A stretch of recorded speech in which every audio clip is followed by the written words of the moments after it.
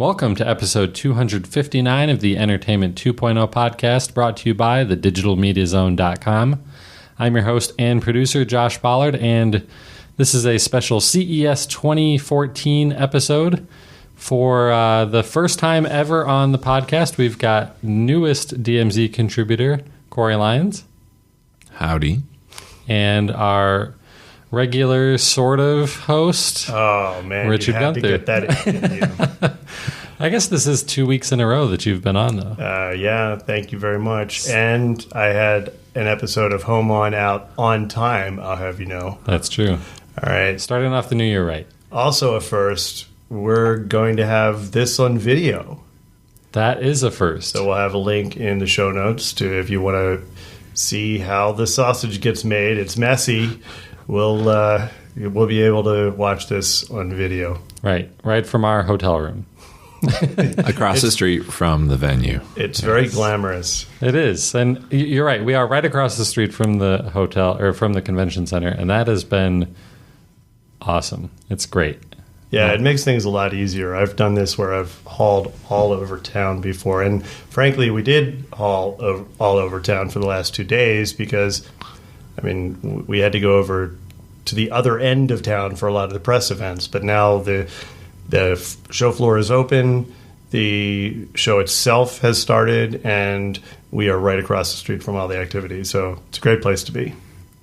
Yeah, it is. So let's try and go a little bit in chronological order of what we've seen. It's only Tuesday, which is the day that the show floor actually opened. Yesterday was press day, but not really a lot of things worth talking about there. Pretty mediocre across the board for all of the press conferences. But then we spent last night at the Pepcom Digital Experience, and that was much better. Well, I guess there was CES Unveiled too Sunday night, wasn't there? Yeah, CES Unveiled is kind of the, Corey, in your piece you referred to that as the unofficial opening of CES. It's really the official opening for press, but you're right, the show hasn't opened yet. 2 days even before the show opens, CES exhibitors are showing up in a smaller ballroom, and we get a taste of some of what we're going to see at CES. It's without the glam. It's without all of the crazy booths and everything. It's just product. It's too many people in one tight space. And frankly, it's not really the cream of the crop of the vendors that you're going to see at CES. With a few exceptions. But I mean, overall, it's a very wide swath of vendor showing. And so typically we end up spending a lot of time trying to find the things that are going to be most interesting. But I don't tend to think that Unveiled is really a good like subsample of everything that CES has to offer. Yeah, like I said, I was a little underwhelmed compared to what, the enormity of CES was when we were skating through the venue to pick up our press credentials and register for the actual event. You got a little glimpse of how the booths were going to be set up, and I thought Unveiled would be much bigger than what it ended up being. So, and then last night we went to Pepcom, which is an event that's similar to Unveiled, but way bigger and way better. And not at all related to CES. It's because all of these vendors are here that there are, I guess I would call them PR entities, and there are several of these that occur during the week, and they pull together some of the key vendors and get them on a floor together. And this was big names. This was names that aren't even on the show floor, like Acer, and Microsoft, who's notably not on the floor, Logitech, who hasn't been on the floor for years, and many, many, many other companies, Nest, all the brands that we talk about all the time. Lots of home automation stuff, lots of media stuff. Frankly, I thought way more interesting than Unveiled. And because it is such a highly concentrated collection of top-notch vendors, it almost kind of makes the mix of vendors in CES itself seem kind of out of whack, because you just have all these great vendors, not a whole lot of small names there, not a whole lot of unknowns. But in CES, there are big booths, but there are a whole lot of small booths with no-name vendors that you really haven't heard of before. Yeah, I can't think of too many that we walked by that you hadn't at least heard of somewhere along the line if you follow tech. There was one big exception, I think, for us, and that was Tableau last night. In fact, a brand new company, they just announced their product for the first time yesterday. And this is an interesting product to this audience, I think. They were showing an over-the-air DVR, somewhat similar to the Simple TV, which we've talked about a lot in the past, but a pretty decent user interface. I'm going to do all of this from the top of my head. I want to say the box was there. It's going to be $200 for the box. That doesn't include storage. You'll have to plug in USB hard drives for that, but you could plug in a 1 or 2 terabyte hard drive. And it's $5 a month for guide data, but I think that's the only charge. Yeah, I think that is the only subscription fee associated with it. And I think you said it's ATSC, so it's over the air, just like Simple TV. And frankly, we saw a couple solutions like that were providing these alternatives to your traditional DVR. And we'll talk a little bit more about some discussion that we had with TiVo today. But definitely the DVR is alive and well. It's taking different forms than we might typically think of. And I know I've personally bashed on Simple TV as a solution, but we are seeing more and more of that. And there is more of a push by consumer electronics companies to support ATSC, meaning over-the-air broadcasts, for cord cutters. Yeah, definitely. So that was one company that we hadn't heard of that we thought was notable. PlayOn and Play Later were also there showing off some new stuff. Yeah, they had some really cool technology that they were showing. And it's a first gen of what they're showing, so I don't think it is the greatest experience yet, but as with a lot of the products they've released, I'm sure it'll improve over time. But the idea being that you can essentially use their service to cast content to a device. And right now, PlayOn and Play Later are all pool solutions. They're DLNA servers that you use your client to get to. Well, that doesn't work on something like the Xbox One. So they're working on solutions that will allow you to cast your content. And that's pretty exciting to see. We talked with them at length, and you know, we've always had the question, how is this legal? How do you get away with this? How are you making this content available and nobody's knocking on your door? And had some really candid and interesting conversation with them. And they actually turned the question around. And they said this content's all available and you're able to watch it on the devices that we make it available on. And why shouldn't you be able, so it's an interesting perspective, and it's one that I hadn't really taken before. Had a great conversation with them.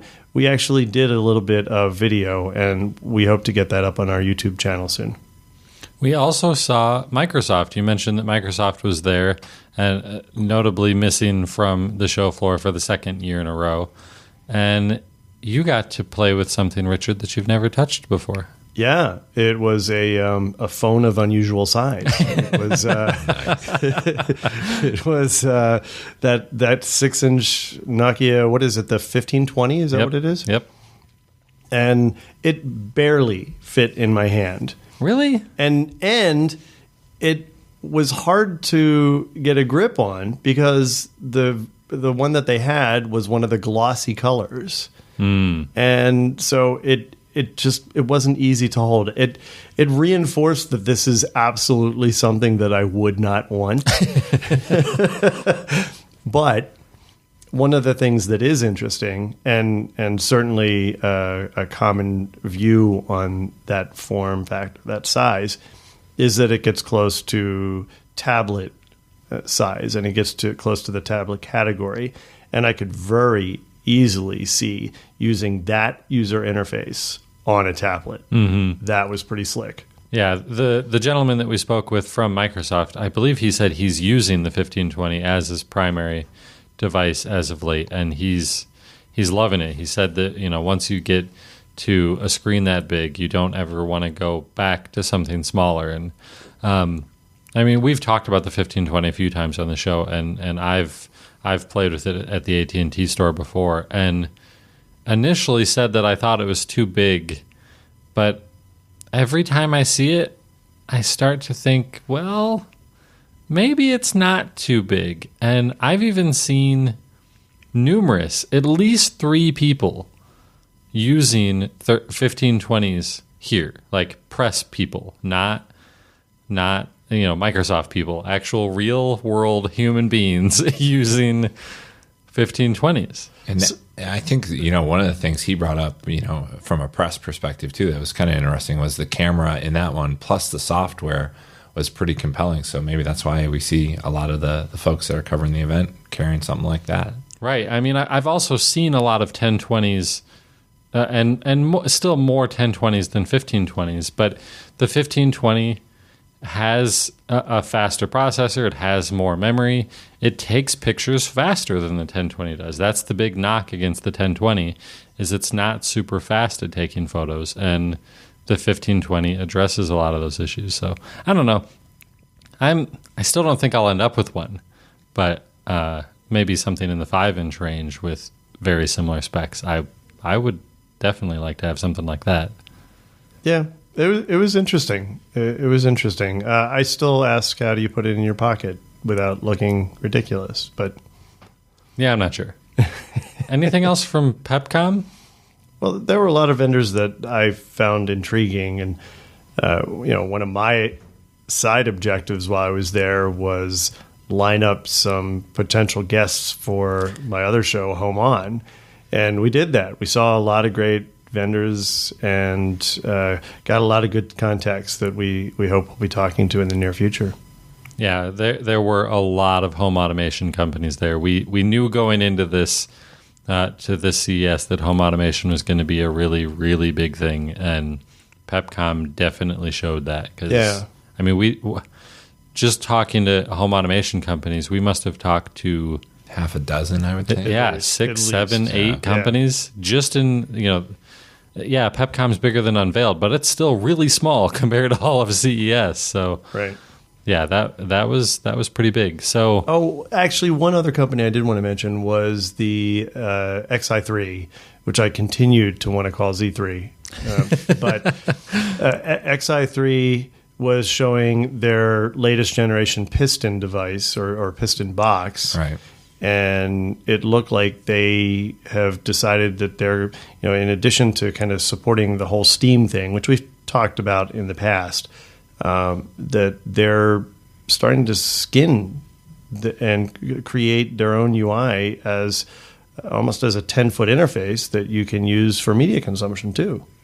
Yeah, so it was kind of interesting. I don't know that they specified exactly what version of Windows it was running on, but they had stripped out a lot of the non-essentials, as I think they put it, and created an interface that, like you're saying, is better formatted for the big screen. It wasn't Steam. Like, it kind of looked like that at first, SteamOS, but they clarified pretty quickly that no, that was Windows on the back end of it. So. Right. It was just their own skin sitting on top of Windows, and I felt like an idiot asking if it was a Steam box when I looked a little closer.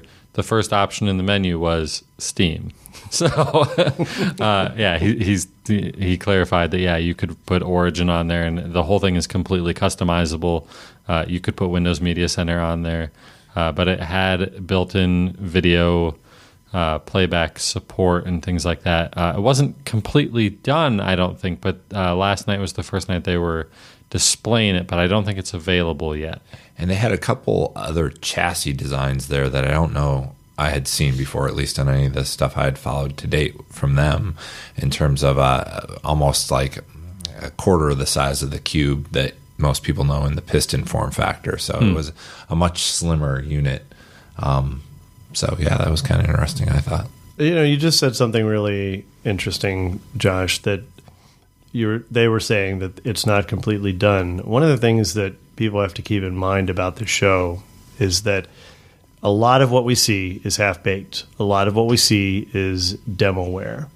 And we come into this knowing that. But the press and the public at large generally sees stuff and they're like, oh, this is going to be real. This is going to come to market. And we've learned over the years that that doesn't really happen.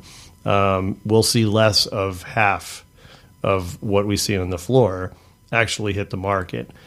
They're kind of taking a temperature here with a lot of stuff that they do.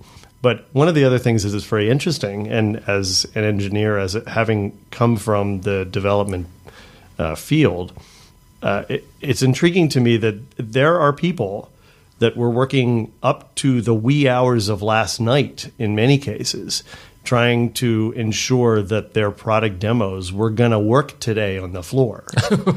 Right? That these things are so half-baked. And again, that's not a slight by any means, that they are working up to the minute trying to make this stuff work as best as it can for the purposes of showing it to the public. So today the show floor opened, and we started off the morning at Intel, which is a great place to start because it's right there at the entryway to the whole convention center. And by and large, I don't think what most of the Intel stuff was all that impressive. I mean, we know about most of the Intel-powered Ultrabooks and tablets, and they're devices that we talk about and look at and use all the time. But there were a couple, or at least one new thing that really caught our eye. And neither Richard nor I can ever remember the name of it. What was it called? So the name of the actual device was Edison, but it's the same processor that was in the Galileo hobby board, the Quark stuff. So x86, 32-bit. Dual core was something that I think we learned today that was new on the Edison. And the thing was the size of an SD card. Yeah, an entire PC that fits on an SD card.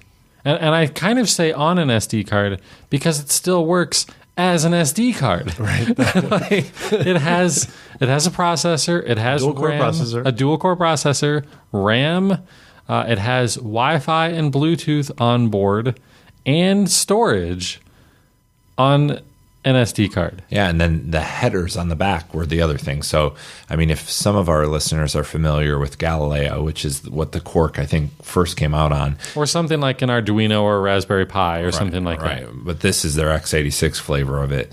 Those headers were on a separate lower part, like almost in the middle of the SD card. So GPIO ports, UARTs, different types of interfaces. So just solder points or whatever you'd want to link off to, just a shrunk down version of everything that was available in those bigger board designs, I feel like is what they were hitting on. It was really cool.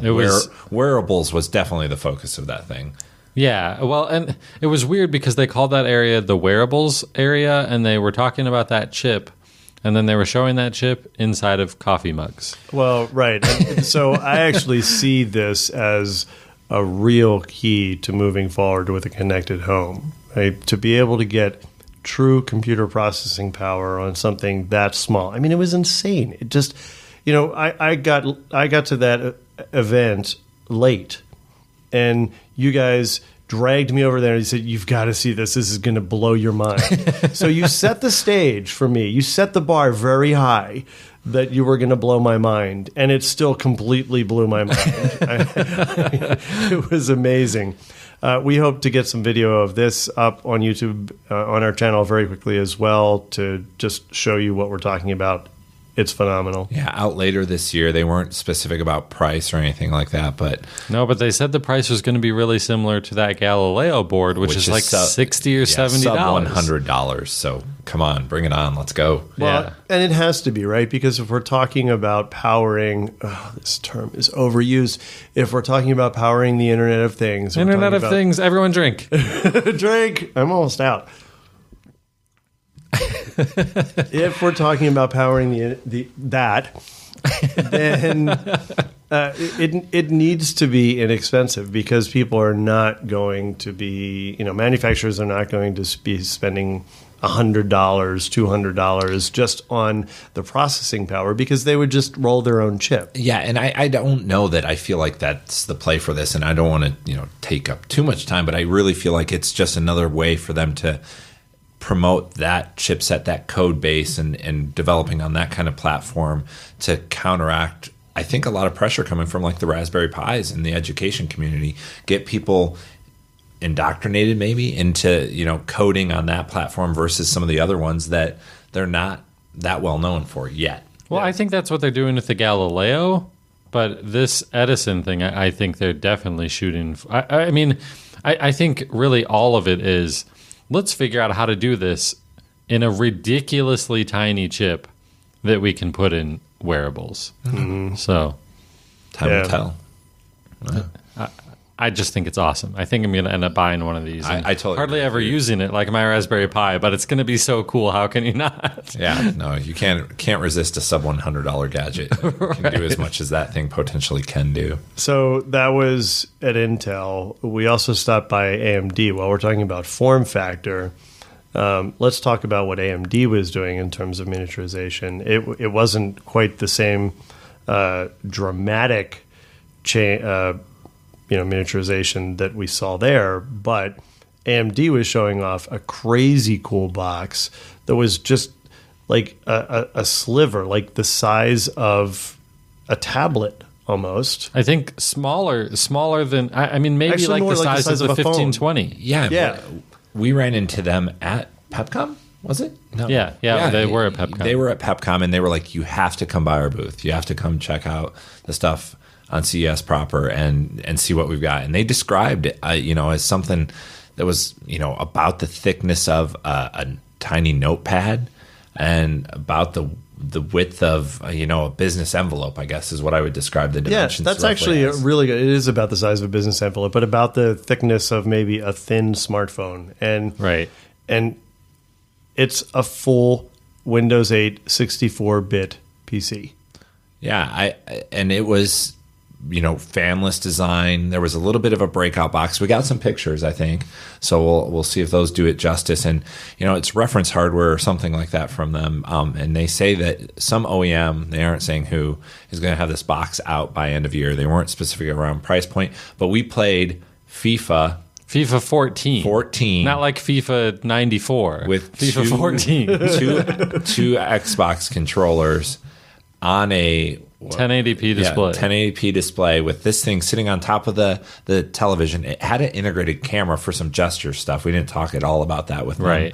But it performed just fine. I saw no lag. The details, like the graphical details, were turned down and things like that. You're not playing Crysis 3 or whatever is the latest Crysis on this thing, but you are playing some games on this thing or doing regular PC work on this ridiculously small PC. Yeah. But let's talk to our audience about the possibility of using this as a media hub. Absolutely. HDMI out from the breakout box, a USB port.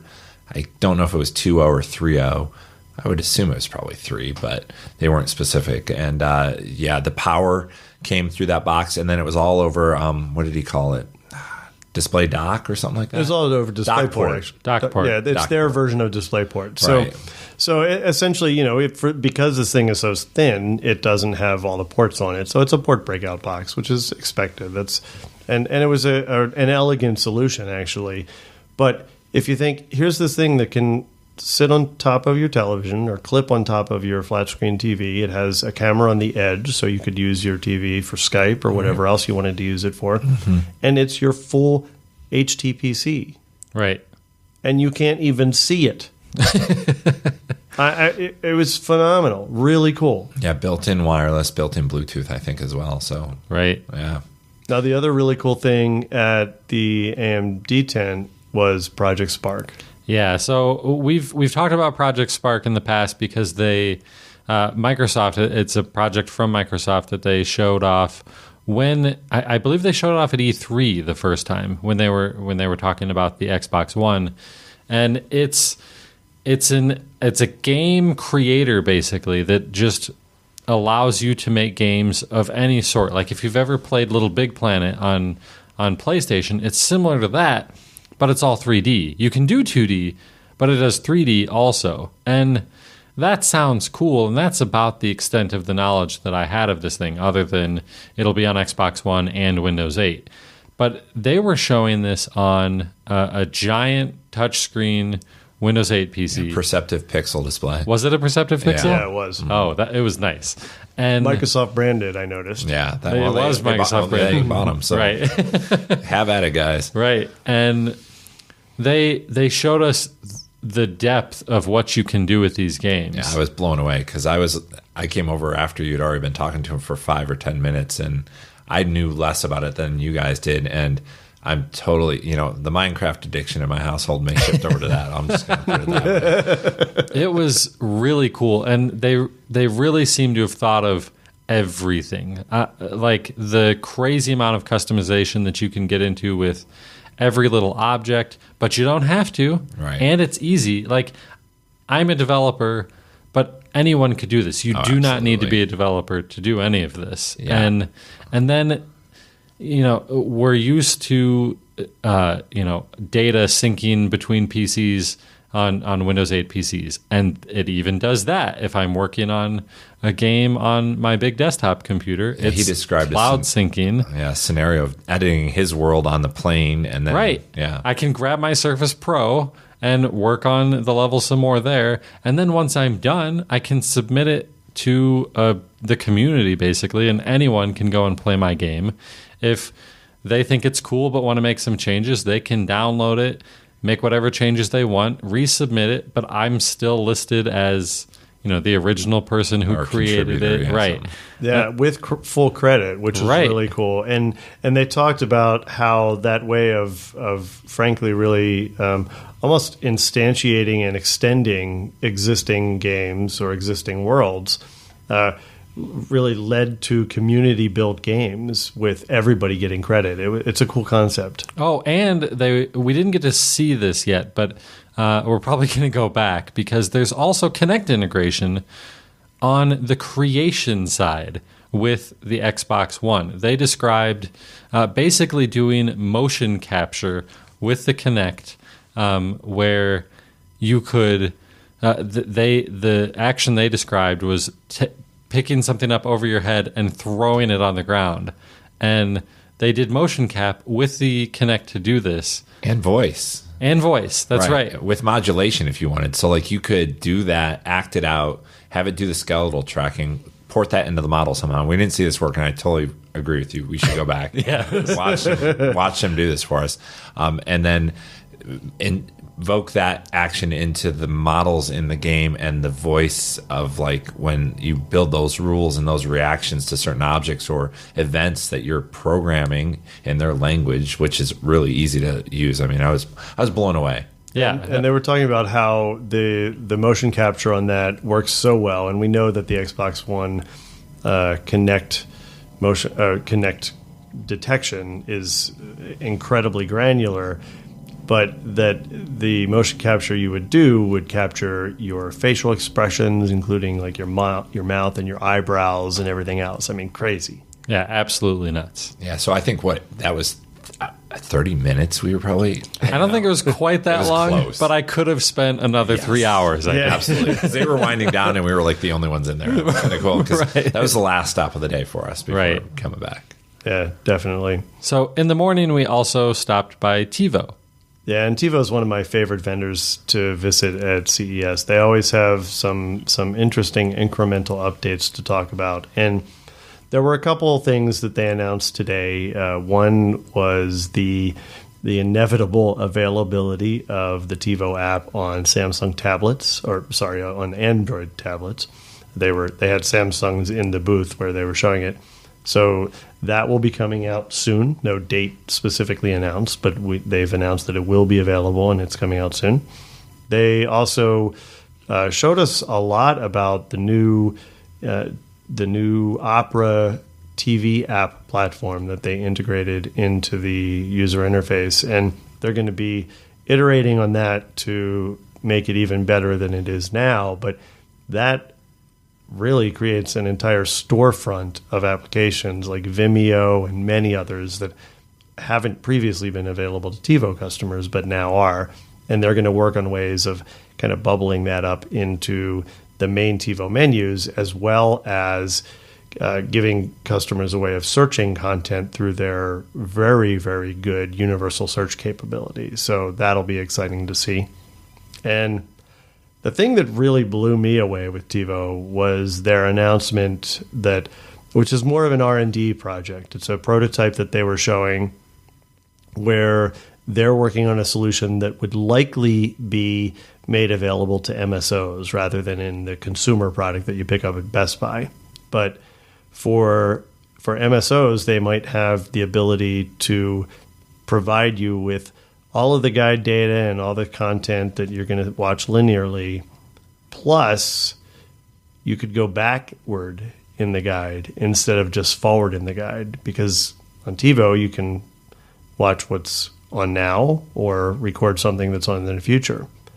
If you wanted to look backward in the guide, you could actually watch something that had already been on, in their example, up to a week back on any channel in the entire lineup that your cable provider offers.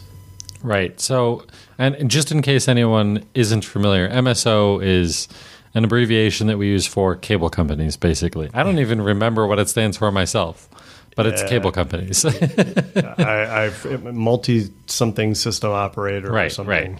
So, like you said, this is actually going to be targeted at the cable companies because they're the ones that are going to have to agree to allow you to do this sort of thing. They're calling it network DVR, which I don't think is a great name for it, because when I think network DVR, I think something in my house. Exactly. Right. And it was all cloud stuff. It's all in the cloud, and it's just there. Like you said, everything from the last week or month, fired it up on the iPad, and he was like just rolled back in the schedule and was playing stuff from a couple days back.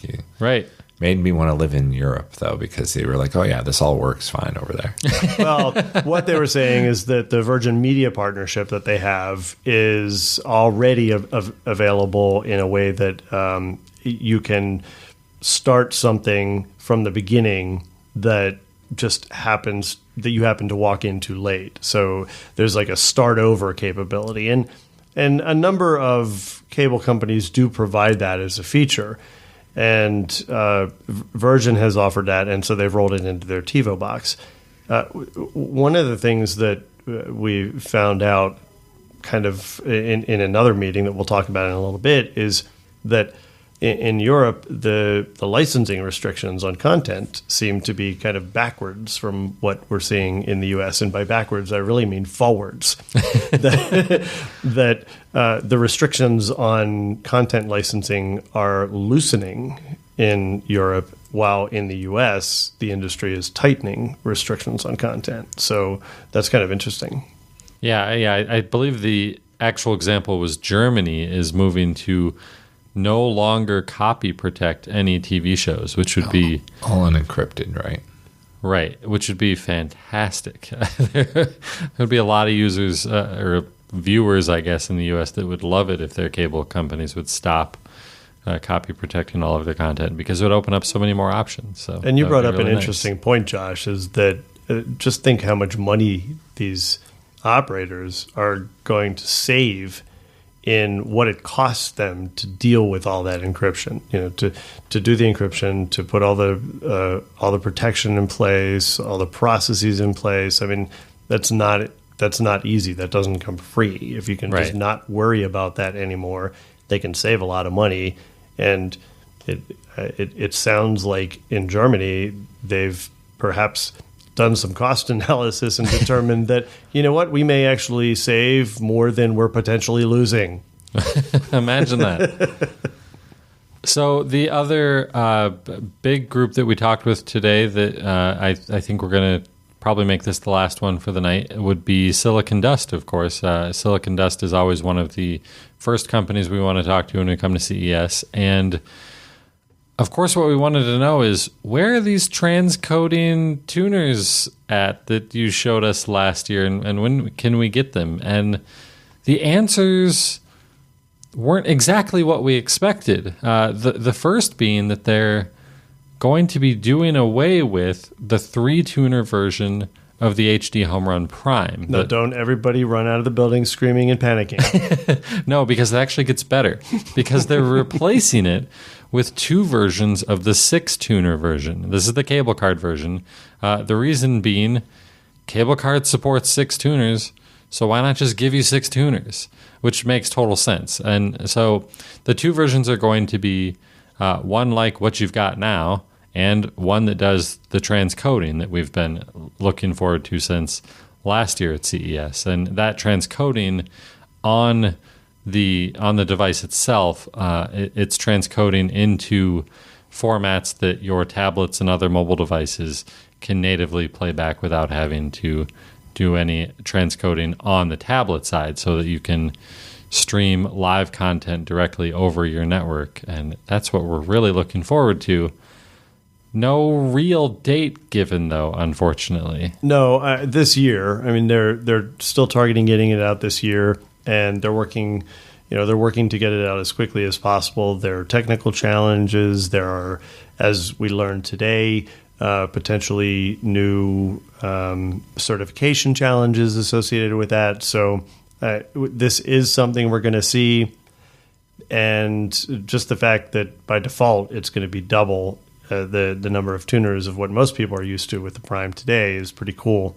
And the transcoding, one of the things about the transcoding that's important also is that it reduces the size that has to be streamed significantly, because it's doing H.264 encoding, and that brings it down dramatically from the MPEG-2 that the current Prime is putting on your network. Right. So one of the things they told us was that there were a couple of reasons for the delays from their extremely aggressive predictions that they gave us last year. I believe they were saying first quarter last year for this device, weren't they?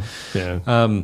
They mentioned issues with suppliers. They mentioned issues with the rendering devices. You sort of alluded to that with the DLNA things, which those issues should be fixed soon from the certification standpoint. My only wish is that they would have told us these things over the last year.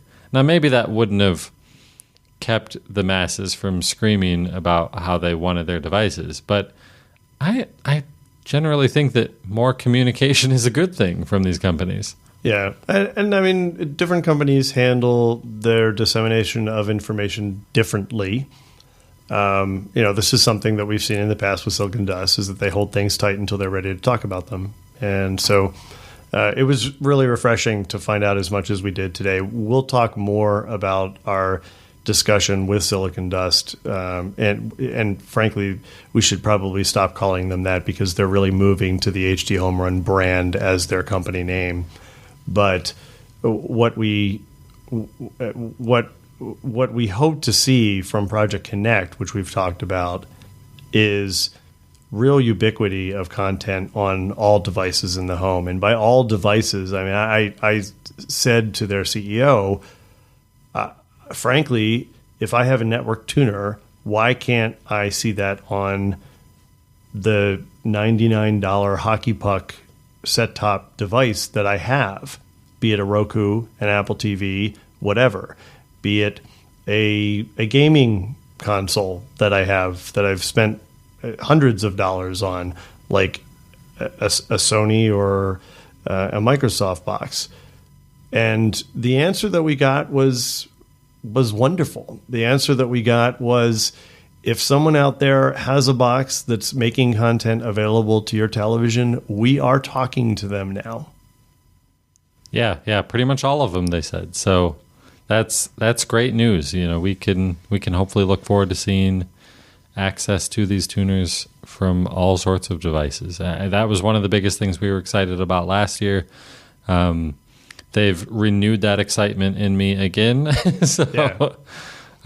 Maybe we'll touch on some of the beta stuff that they were talking about, firmware, and some possibilities for the future when you go more in depth too. Yeah, definitely. I'm really looking forward to that. Yeah, that was cool. Corey, Josh, I think we'll be recording another episode later in the week, and we'll probably want to touch on some of the highlights and lowlights of what we've seen while we've been here. But is there anything else that we want to talk about before we wrap for this episode? I don't think so. All right, we're in good shape. What do you think? Can you round us out by memory? Maybe. So if you want to keep up with us, obviously hit up the digitalmediazone.com for all of the latest CES news. We're also on Twitter at DigiMediaZone. I'm at Josh Pollard. Richard is What Annoys Me and What Impresses Me. Corey at Corey Lyons. At Corey Lyons. Great. That makes it really easy. Thanks. And it's Corey with an E and a Y. And a Y and Lions. It's all kinds of crazy. You can leave us a voicemail, but I don't have that number memorized, and we don't have the notes in front of us. So, of course, email us at entertainment20@thedigitalmediazone.com. And no live shows this week, but probably 1 or 2 episodes to listen to, and then we'll be back live next week. And let me plug Home On real quickly, too. Well, while we were at Unveiled, Corey and I talked a little bit about some of the things that we were seeing there, and we went out and talked to a number of vendors that were showing home automation technology. So we have a good 20 minutes or so of interviews with different vendors that I thought was pretty interesting. So give that a listen if you have a chance. Yep. And an episode of The End User just released today or last night or something, also covering some CES news. So lots of great ways to keep up with us at the Digital Media Zone, but we've got a lot of work to do. So let's wrap this up, and we'll be back later this week. So until then, adios. Goodbye. Bye.